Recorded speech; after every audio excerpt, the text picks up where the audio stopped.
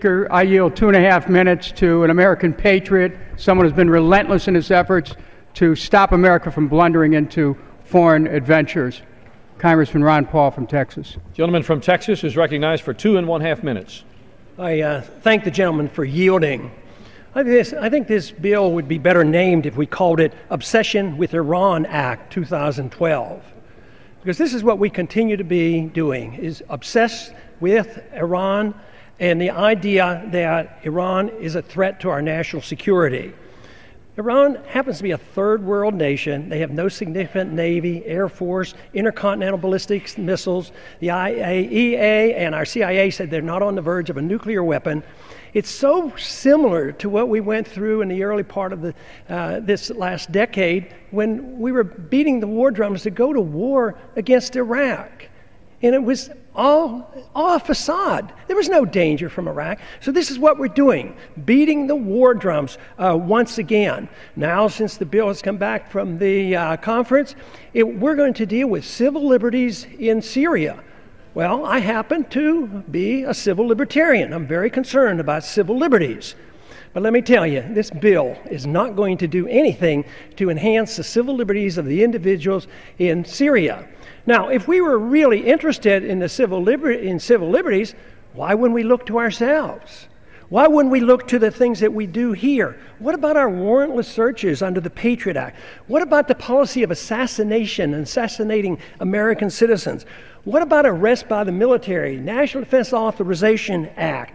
What about the drone warfare that we go on? Do you think we're protecting civil liberties by arbitrarily dropping drones or threatening to drop drones any place in the world with innocent people dying?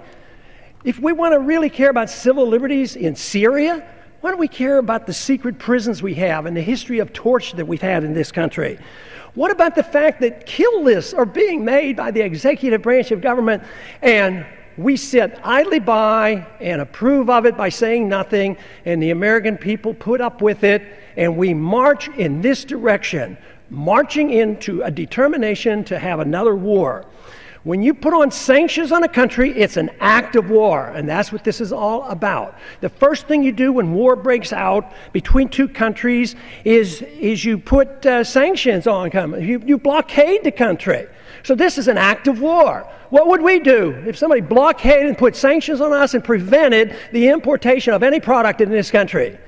We'd be furious, we'd declare war, we'd go to war. So we are the antagonists. We're over there poking our nose in other people's affair, just looking for the chance to start another war. First it's Syria, then Iran. We have too many wars. We need to stop the wars. We don't have the money to fight these wars any longer. Gentlemen, for yielding. I'm still rather impressed with the obsession over a weapon that does not exist, and no concern whatsoever about many nuclear weapons that are held by countries that never even joined the Nuclear Non-Proliferation Treaty. It is called for in the debate that Iran should end all its nuclear programs, but they're permitted to have their nuclear programs under the Non-Proliferation Treaty. And the other countries that have weapons, and including the countries that hold the weapons that came from the Soviet system, seems like that would be a much greater danger.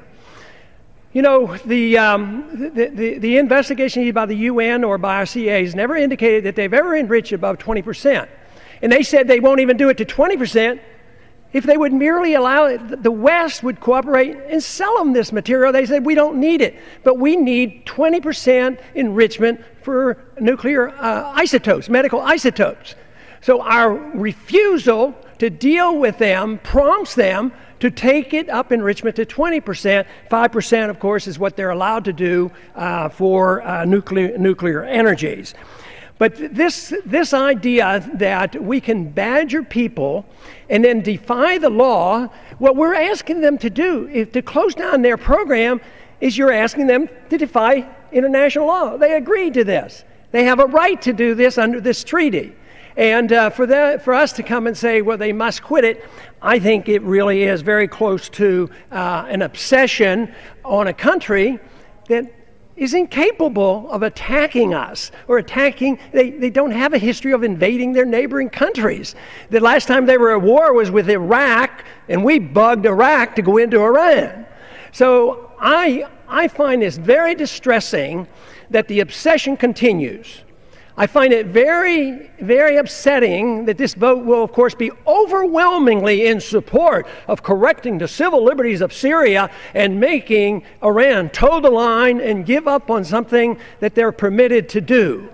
A vote for this, in my opinion, in time will show that it's just one more step to another war that we don't need. We have not been provoked. They are not a threat to our national security. And we should not be doing this. We've been doing it too long. For the last 10, 15 years, we're just obsessed with this idea that we go to war and try to solve all the problems of the world. At the same time, it is bankrupting us. I strongly urge a no vote on this resolution.